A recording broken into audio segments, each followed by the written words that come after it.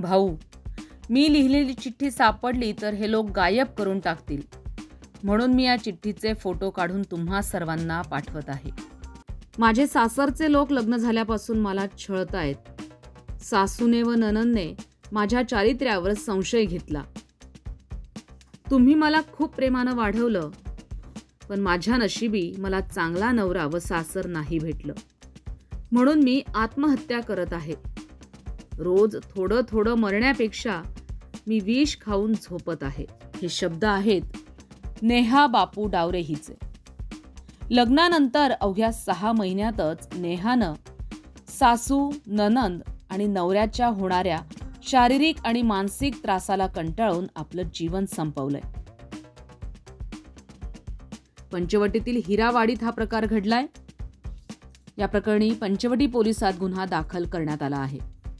नाशिकच्या पंचवटी भागामध्ये एका महिलेने आत्महत्या केलेली आहे. आत्महत्येचं कारण तिची कौमार्याची परीक्षा घेण्यात आली होती असं समजलं जातं. खरं तर कौमार्याची चाचणी घेणं हा गुन्हा ठरवला गेलेला आहे. महाराष्ट्र सरकारने निलमताई गोरे यांच्या मार्गदर्शनाखाली तसं सांगितलेलं आहे आणि तसे प्रत्येक पोलीस स्टेशनला आदेशही दिलेले आहेत. असे होऊ नये असे गुन्हे घडत आहेत. त्यामुळे या घटनेमध्ये महिला आयोगाने लक्ष घालावं, पोलिसांनी सबळ पुरावे गोळा करून सदर महिलेस न्याय देण्यासाठी प्रयत्न करावे अशी मागणी महाराष्ट्र अंधश्रद्धा निर्मूलन समिती करत आहे. काल पंचवटी पोलीस स्टेशन येथे एक विवाहित महिला नामे नेहा संतोष पवार, वय 27 वर्ष, राहणार साई समृद्धी सिद्धेश्वरनगर, हिरावाडी, पंचवटी, नाशिक यांनी कोणते तरी विषारी औषध प्राशन करून त्यांच्या राहत्या घरी 1 वाजता विषारी औषध प्राशन केलं आणि त्यांना उपचाराकामी सद्गुरू हॉस्पिटल या ठिकाणी दाखल केले असते. ते साधारणतः 4 वाजता मयत झालेले आहेत. तर सदर ठिकाणचा आपण अपमृत्यू दाखल केला 254/25 आणि त्यानंतर तपास चालू केल्यानंतर असे निदर्शनात आले की सदर महिलाचा मानसिक शारीरिक छळ होत होता आणि तिने मृत्यूपूर्वी, आत्महत्या करण्यापूर्वी एक चिठ्ठी लिहिली तिच्या भावाला आणि व्हॉट्सअपवर पाठवला. तिच्या भावाने ते वाचल्यानंतर आपल्याकडे तक्रार दिलेली आहे.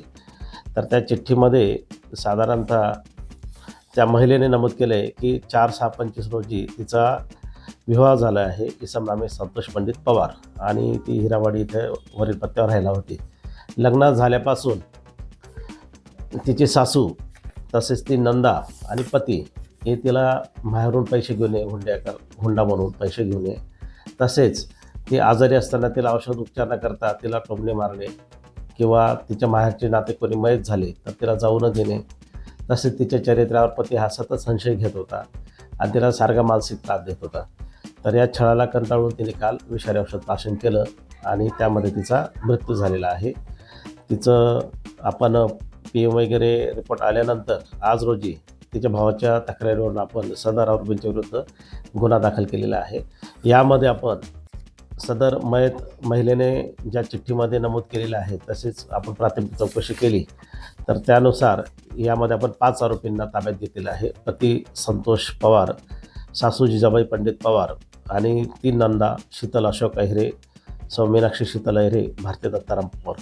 तर अशा प्रकारे आपण या महिलेच्या अपमृत्यूनंतर तत्काळ तपास करून तिच्या भावाच्या फिर्यादीवरनं तत्काळ गुन्हा दाखल केला आहे आणि यातील आरोपींना आपण अटक केली आहे.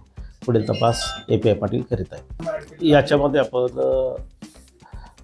498 हुंडाबळी, हुंड्याची मागणी करणे, मानसिक छळ वगैरे करणे, त्याच्यानंतर विवाहित महिलेस मृत्यूस कारणीभूत ठरणे 304, जो IPC जुना आहे 304B, आता नवीन सेक्शन त्याचं 80 झालेलं आहे, 85 BNS आणि आत्महत्येस प्रवृत्त करणे 306, 108 BNS सेक्शन. या पद्धतीने आपण गंभीर असे सेशन कमिटी सेक्शन लावलेले आहेत. त्याच्यामध्ये बाकीचं साक्षीदारांचे जबाब, इतर पुरावे येतील त्यानुसार यामध्ये कलमांची वाढ होण्याची शक्यता आहे.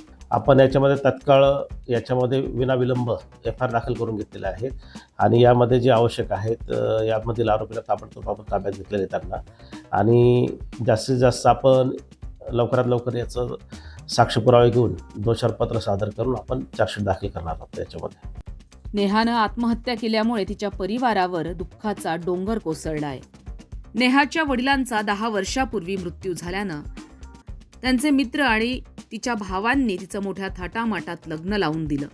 सोने, चांदी आणि दागिने, भांडीही दिली. मात्र आज तीच नेहा त्यांच्यात नाही. आहे आणि काय तुमची मागणी? मागणी आमची हीच आहे का त्याला माझ्या बहिणीला न्याय मिळायला पाहिजे.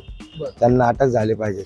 बर. त्यांनी खूप माझ्या जन्मठेप दिली पाहिजे. माझ्या बहिणीला न्याय मिळायला पाहिजे. आणि त्या लोकांनी खूप माझ्या बहिणीचा छळ केला, खूप त्रास दिला. खूप त्रास दिल्याच्या नंतर तिने मला फोनवर सांगितलं का असं असं झालेलं आहे. मी त्या विषयावरून मी तर एक फिर्याद दिलेली पंचवटी पोलीस स्टेशनला. तर माझी फक्त एवढंच विनंती आहे का त्यांना अटक झाली पाहिजे, त्यांना जन्मठेप झाली पाहिजे. तुमच्या बहिणीला जो त्रास दिला जात होता त्याच्यापूर्वी तुम्ही काही पोलीस ठाण्यात तक्रार वगैरे काहीच दिली नाही. होती का? किंवा काही लग्नाला 6 महिने झालेले होते. तर आम्ही ते पोलीस स्टेशनमध्ये जायचा काही विषयच नव्हता आणि तिने आम्हाला कधी कळवलं पण नाही का एवढा त्रास आहे म्हणून. एवढा त्रास आहे म्हणून फक्त रक्षाबंधनच्या वेळेस ती आमच्या घरी आली. घरी आल्याच्या नंतर तिने असं सांगितलं का भाऊ ते लोक मला बोलवत आहेत. 10 दिवसाकरता त्यांनी पाठवलेलं होतं तिला.